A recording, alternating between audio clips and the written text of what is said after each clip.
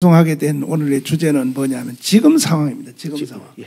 지금 상황은 대문을 다 열어놨으니까 김대중 때부터 국정원에서도 대공 업무를 폐지했잖아요. 간첩 잡지 마라 폐지했고 됐으니까 또 이제는 중국하고 국교가 또 형성이 돼가지고 조선족 300만 있죠. 얼마든지 활용할 수 있는 것이고 예.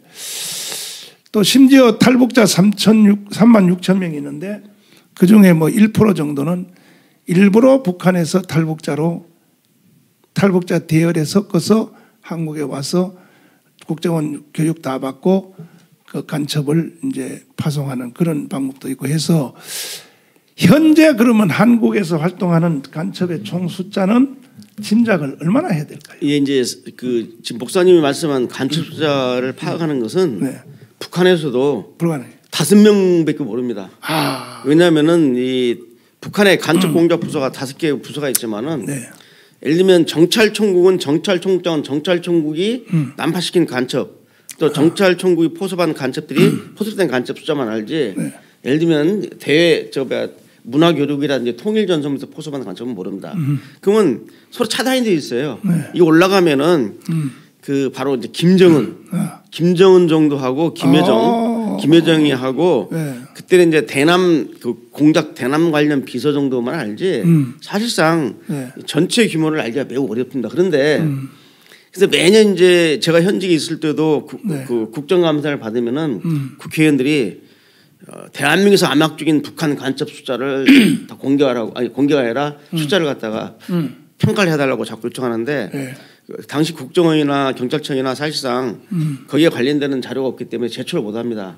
그런데 제가 당시 있을 때 이 국내에서 암약적인 간첩을 최소한도 그래도 공안당국이라면 추정치라도 가지고 있어야겠다고 하셔가지고 제가 당시에 그걸 작성을 했습니다. 보고서를.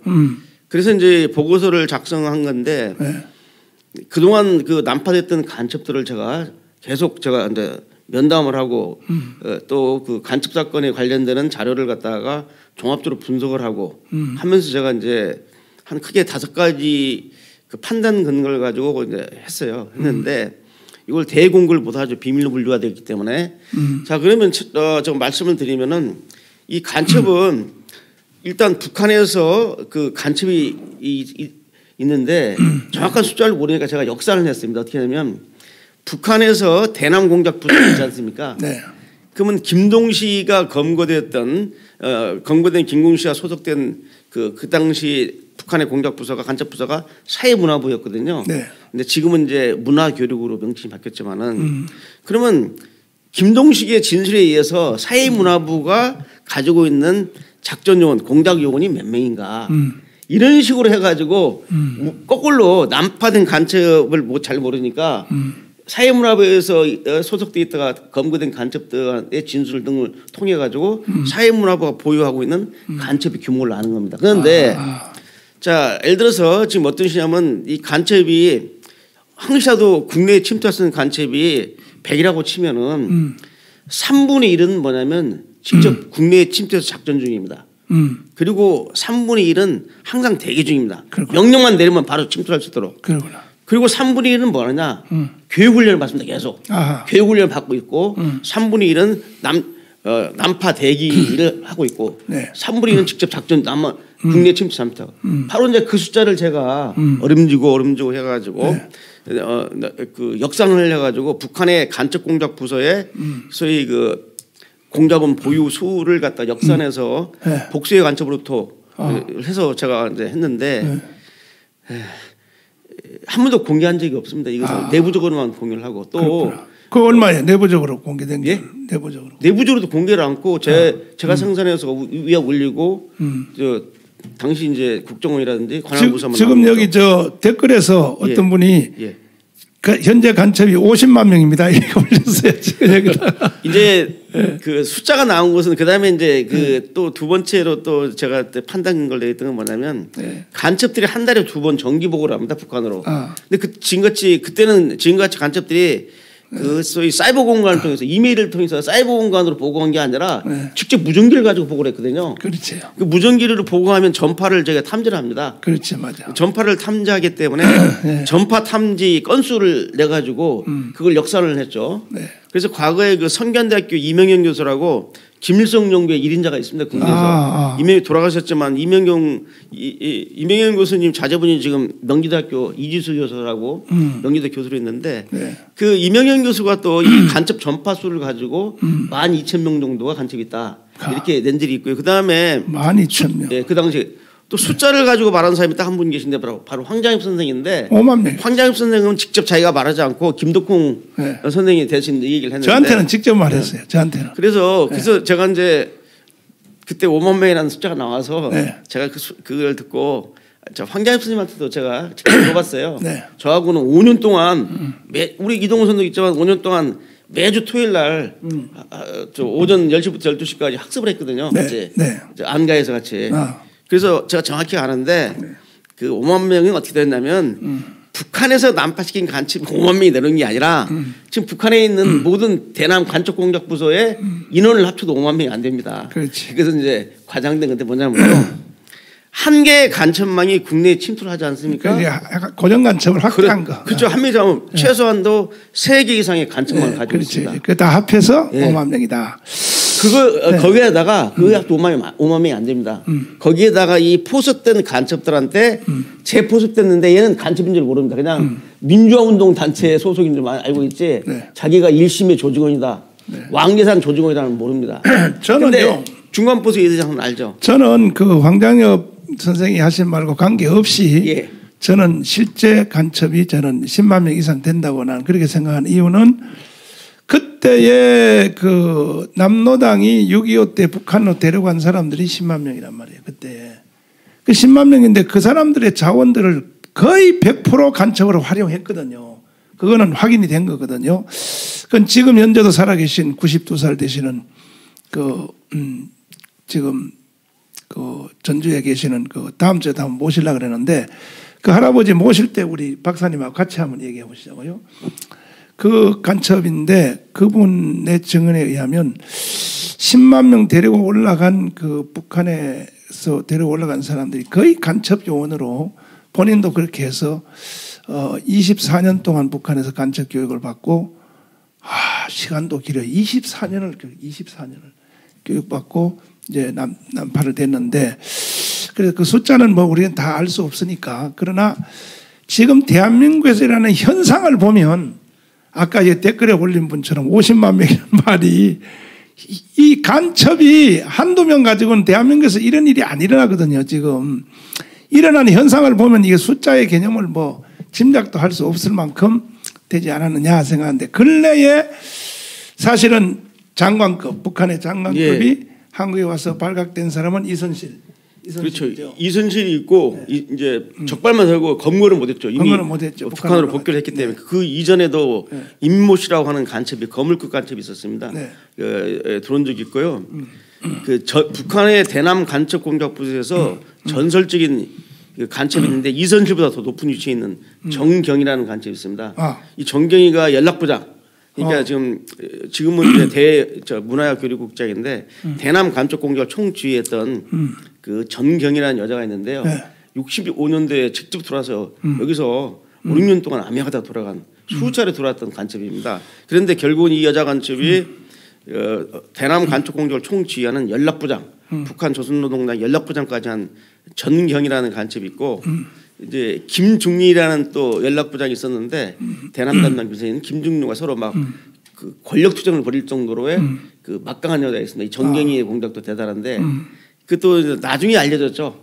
그때 침투할 당시에는 몰랐습니다. 근데 제가 지금 이 시점에서 지금 의미 있게 봐야 되는 이유는 뭐냐면 지금 문재인 정부 하에서 떵떵거리는 실세 중에 바로 북한 간첩을 만나고도 신고도 안 하고 직접 간첩과 수차례 접선하고 용돈까지 받아 쓴 사람이 있어서 이제 그 주제는 이제 본론으로 가려고 그랬는데 일단은 그래서 글로 가기 위해서 이선실에 대해서 먼저 방송을 했지만 예, 한번 예, 장관급인데 이선실을 잠깐 다시 한번 기억을 예. 왜냐하면은 이선실보다 더 높은 놈이 지금 현재 서울에 있다 하는 것을 말하기 위해서 설마 뭐 북한에서 뭐 장관급이 서울에 있겠나 이렇게 의심하는 국민들이 많기 때문에 이선실에 대해서 잠깐 다시 한번 조명을 하고 그 이선실은 누구였습니까? 이선실은 1916년생인데요. 네. 제주도 가파도 출신입니다. 네. 제주도 가파도 출신인데 그때 제주 4.3 폭동 때 거기에 가담을 해가지고 경찰의 수배를 받으니까 얘가 이제 부산으로 도망을 갑니다. 네. 그래서 부산에 도망가가지고 부산에서 여명 활동을 했어요. 남로당. 그때는 남로당이 아직도 지금 이제 저거 그렇죠. 됐을 때 합법화 됐을 때니까. 그래서 여명 활동을 하다가 또 그 이제 추적을 받으니까 바로 이제 그 전쟁 나기 전에 바로 이제 50년 5월달에 6월달인데 북한으로 이제 월북을 합니다. 월북을 해서 이제 그쪽에 이제 연락부 소속이 되겠다가 이제 남팀이 시작되었고 서울을 점령하니까 용원으로 내려옵니다.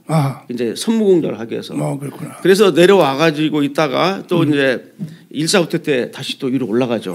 올라가가지고 이제 거기서 뭘 했냐면은 이게 남로당 출신인데도 불구하고 열심히 했기 때문에 박헌영 일당의 박헌영이를 숙청할 때 남로당계에 고위급을 숙청했지만은 그 당시 이선실은 고위급이 아니었거든요. 아주 제일 밑바닥층에 있었기 때문에 서열에 낮았기 때문에 숙청에서 면하고 열심히 일을 해서 어디까지 올라가냐면요.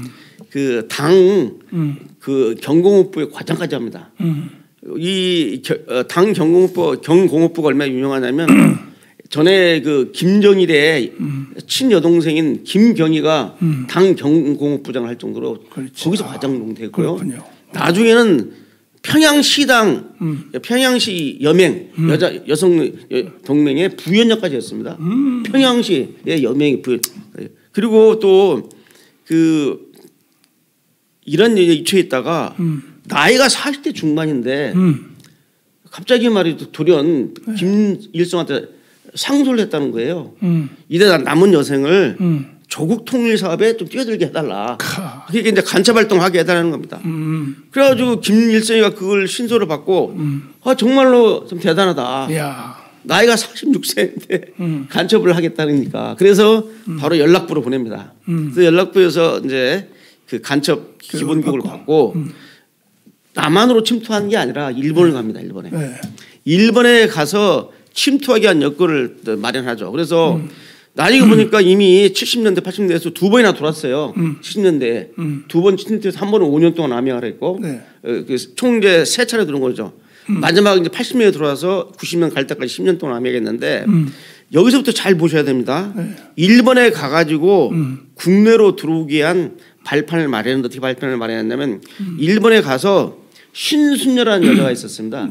이 신순녀는 그 전북 완주 출신의 사람인데 아버지가 일제 때 그 일본으로 밀항을 했기 때문에 따라가가지고 거기다가 있는 신순녀를 보고 신순녀하고 이선실 사진이 서로 다릅니다. 제가 지난번에 사진 드렸는데 다른데 신순녀 신분을 도용하고 신순녀는 망경봉호에 태워가지고 북송을 시켜버렸어요. 이선실 사진 좀 띄워봐라. 이게 지금 이선실입니다. 이선실인데 신순녀라고 하는 여자가 있는데 그래서 신순녀의 주민등록 신원상을 자기가 신순녀처럼 행사를 하고 진짜 신순녀는 일본에서 북한으로 보내버렸죠. 그래서 하면서 사람 바꿔버렸어요. 네, 이제 어떤 일이 있었냐면 아시다시피 그 전두환 대통령이 이제 들어서면서 좀 그동안에 조총련을 갖다가 적대시를 했는데 조총련 와해 공작이 일어남으로써 조총련 소속의 동포들을 고향을 방문하게 하는 고향 방문단 프로그램이 있었습니다. 그렇지, 맞아요. 지금 생각해도 그것은 좀 전향적으로 전두환 대통령이 잘한 것 같아요. 그러고 그때 조총련이 와야 된 겁니다. 고향을 방문해 주니까 많은 사람들이 조총련의 반대도 불구하고 고향 방문단에 속해가지고 왔다 갔거든. 거기에 바로 이선실이가 신순녀로 행사를 하면서 들어왔습니다. 딱 돌아가지고 이제 조총련 출신의 그 교포들의 영구 귀국을 갖다가 추진했는데 거기에 딱 포함됐어요. 세상에. 그래가지고 이선실이가 일본에서 들어옵니다. 제1교포로 행사하면서 들어와가지고 이제 본격적으로 그때가 80년입니다. 네. 1980년 들어와서 본격적으로 이제 8월달에 들어와서 공격을 하는데 네. 바로 제일 먼저 했던 게 뭐냐면 북한에서 진보 정당을 구축하라. 네. 그래가지고 민중당이라는 정당을 만드는데 이선실이가 앞장서서 활동을 합니다. 그건 내가 저 김문수 지사님한테 그렇죠. 잘 민중당의 들었어요. 이재호, 김문수 이렇게. 그분 김문수 지사님도 전혀 몰랐대. 아주 후두분한 여자가 나타서 그렇죠. 뭐 정기표 선생님 다 만났죠. 돈을 대주니까 이건 진짜로 뭐 착한 아줌마인 줄 알았는데 근데 활동한 기간이 그때 언제였었죠? 10년 동안 80년부터 90년까지 10년 동안 아메리카. 야, 그러니까 근래요. 80년도부터 90년도까지. 10년 복귀할 때가 10년 동안 있었어요. 그래서 이제 그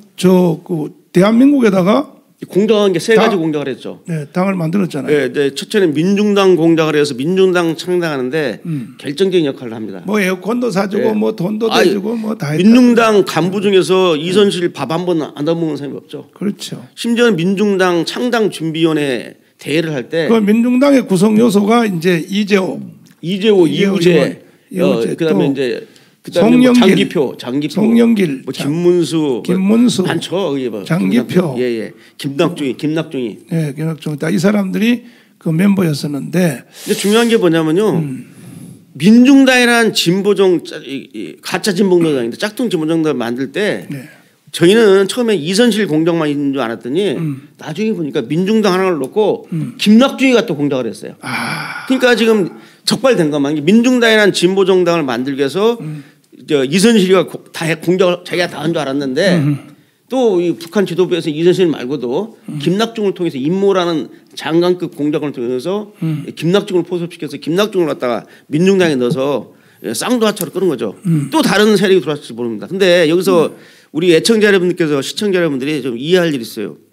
아니 사회주의 공산주의 혁명이면 지하에다 간첩당을 만드는 건데 왜 90년대에 들어와서 민중당 그 진보정당을 만들려고 애를 쓰냐 하는 문제인데요. 제가 말씀을 드릴게요. 이게 상당히 북한의 대남 공작을 이해하는 데 중요한 겁니다. 뭐냐면 이 지하당이라는 것은 비합법 공간에서 활동을 하기 때문에 활동에 제약이 있고 인원이 적습니다. 자, 그런데 이 지하에 있는 이 비합법 공작을 하는 간첩들이 언제 올라오느냐?